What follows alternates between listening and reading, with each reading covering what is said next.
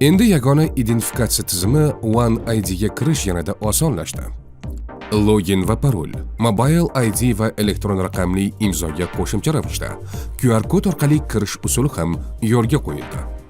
Buning uchun dastlab mobil qurilmangizga Play Market yoki App Store dan One ID ilovasini yuklab oling. Eslatib o'tamiz. Tizimga har qanday kirish usulini qo'llashdan oldin albatta ro'yxatdan o'tgan bo'lishingiz kerak. Bu haqida video qo'llanmalarimiz bor.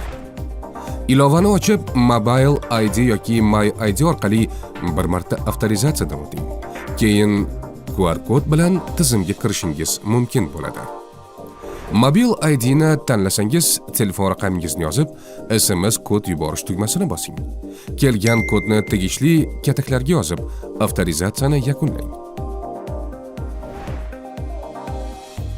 My ID orqali identifikatsiyadan o'tish uchun esa pasport seriya va raqamingizni, tug'ilgan kun, oy va yilingizni yozing.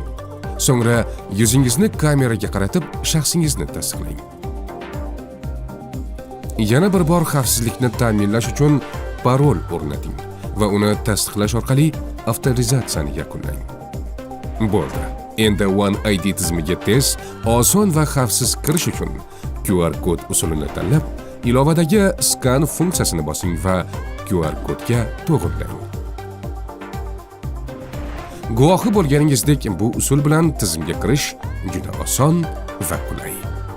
Yangi imkoniyatlardan unumli foydalaning.